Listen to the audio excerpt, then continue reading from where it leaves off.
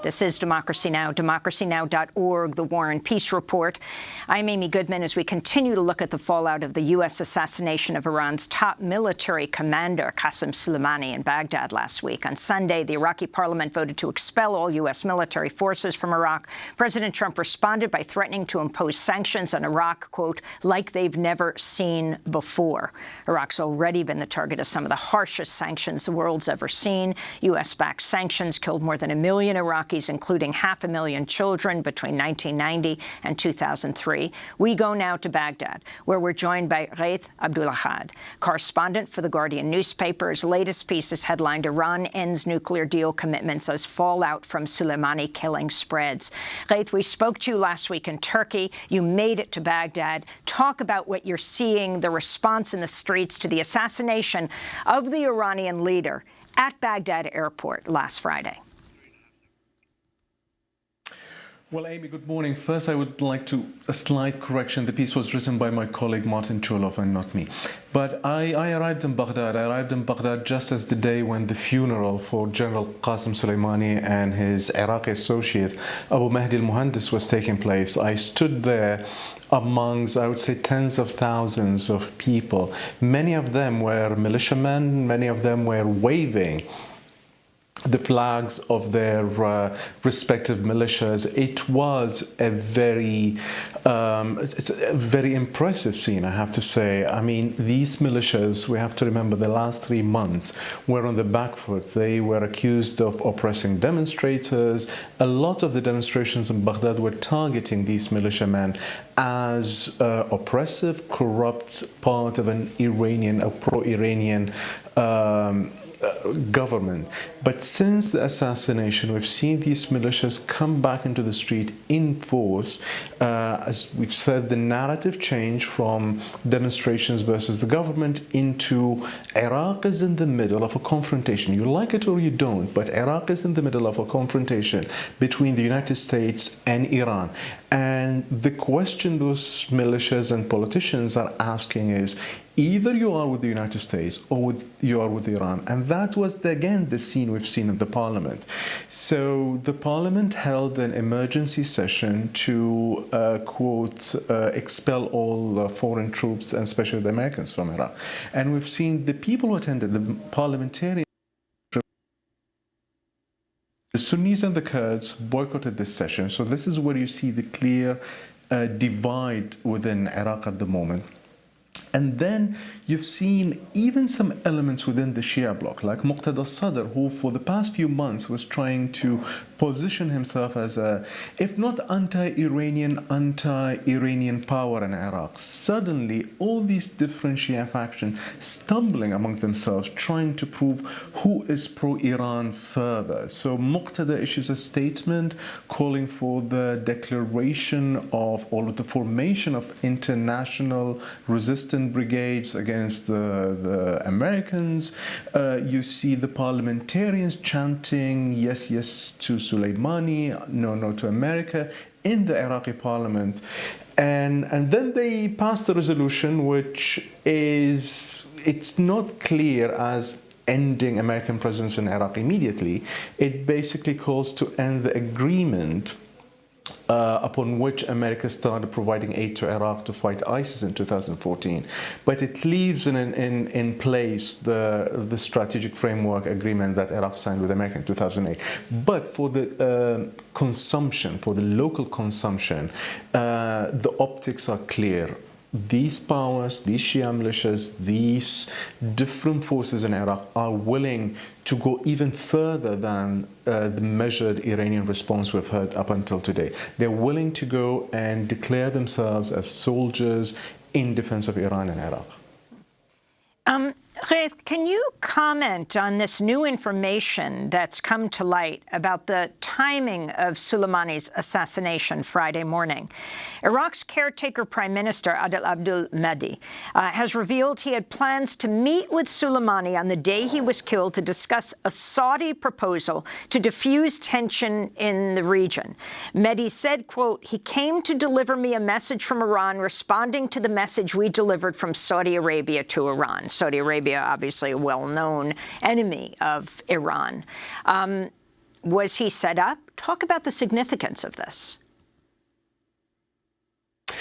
Well, it is very significant. If it's actually General Qassem Soleimani came to Iraq to deliver this message, if it was actually there was a process of negotiations in the region. We know that Mehdi and the Iraqi government in general over the last year have been trying to position Iraq as this middle power, as this power where both as you know, as a country that has a relationship with both Iran and the United States, in that awkward place Iraq found itself in, Iraqis tried to maximize on this. So they started back in summer and fall when there was an escalation between Iran and the United States, when Iran shot down an American drone. We've seen Mehdi fly to Iran, try to mediate. We've seen Mehdi open channels of communications with the Gulf, with Saudi Arabia. So if it actually, the killing of General Soleimani ended that peace initiative, it would be a kind of a disastrous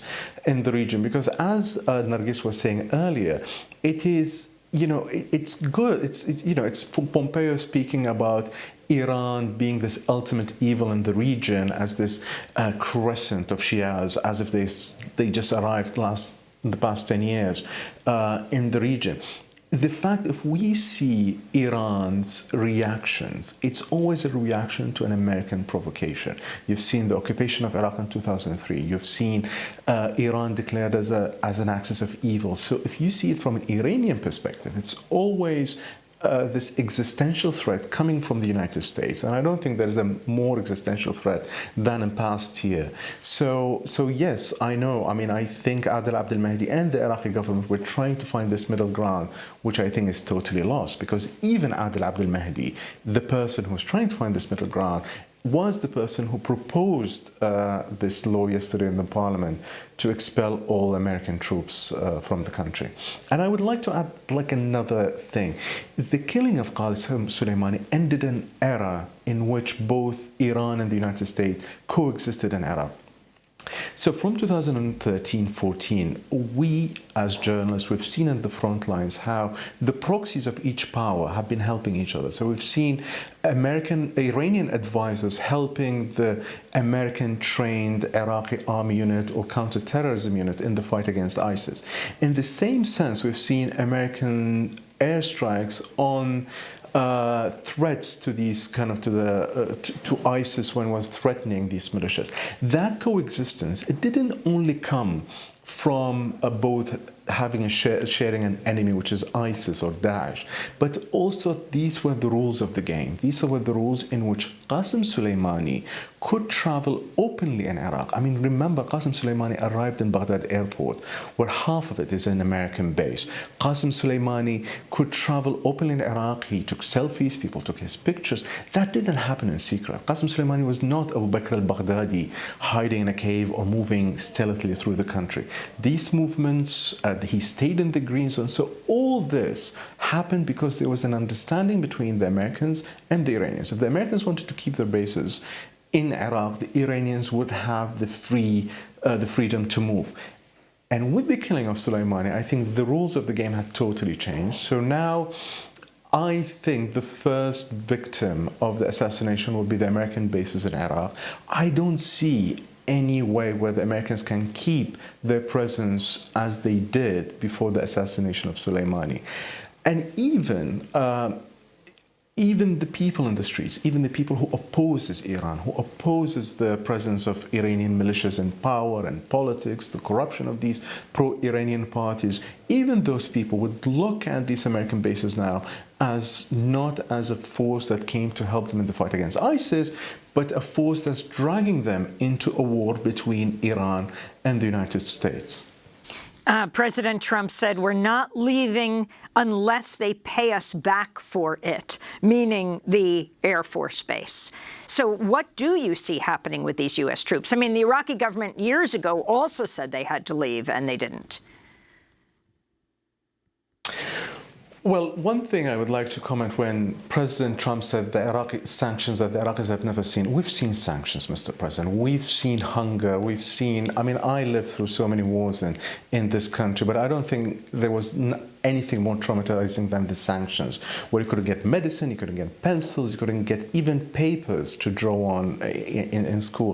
So the sanctions devastated this country more than any war the country has been through. So yes, we've seen sanctions.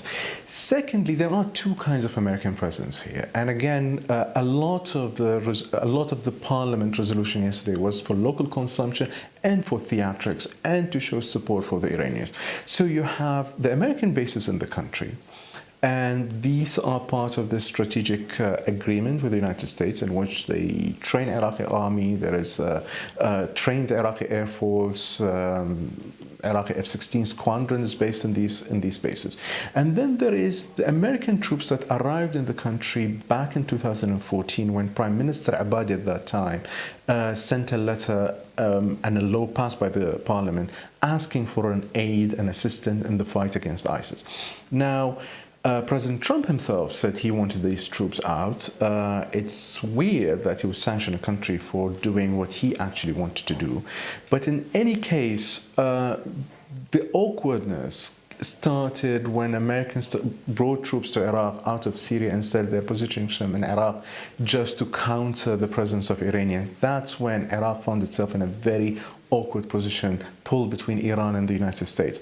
So I can't see a way if Iraqi government says these troops that came in 2014 should leave. I don't see how these troops will stay in the country. The bases is a different issue. No one is talking about the bases, and no one's talking about strategic agreement with the United States. Do you see a possible ISIS resurgence in Iraq? Actually, the Shia forces, the Iran-backed forces were fighting ISIS. Well, ISIS has already resurgent in Iraq. There are lots of places north of Baghdad between Kirkuk and Salahuddin in a triangle called Hawija, where ISIS are active there, are doing their own attacks. So yes, these Shia forces were formed to fight against ISIS, as well as these American troops that came in to fight against ISIS. But ISIS at the moment seems to be so in the back spot. No one is thinking about ISIS anymore. Everyone is thinking about how they can maneuver their own troops and confront each other. So this is the biggest anxiety. And I keep on talking about this Iraqi anxiety in the streets of Baghdad. No one would like to see, none of the people I talk to in the streets want to see themselves back again under sanctions, fodder for war between Iran and the United States. Already there's an anxiety that these calls for the reformation of militias, for attacks on the United States, attacks on those who collaborate with the United States. We've been through this. This was the story of the past decade. It's strange that we enter a new decade and we just repeat the same story, the same narrative, only in a bigger way. We want to thank you so much, Ghaith, for being with us. Ghaith Abdul-Ahad is the Iraqi correspondent for The Guardian newspaper. As when we come back from break, we'll hear the response of New York Congressmember Alexandria Ocasio-Cortez. I caught up with her here in New York this weekend. And also, we'll hear from a man who's trying to stop war with Iran, who feels he was instrumental in leading to the war in Iraq, the Chief of Staff of Secretary of State Colin Powell, Colonel Larry Wilkinson. Stay with us.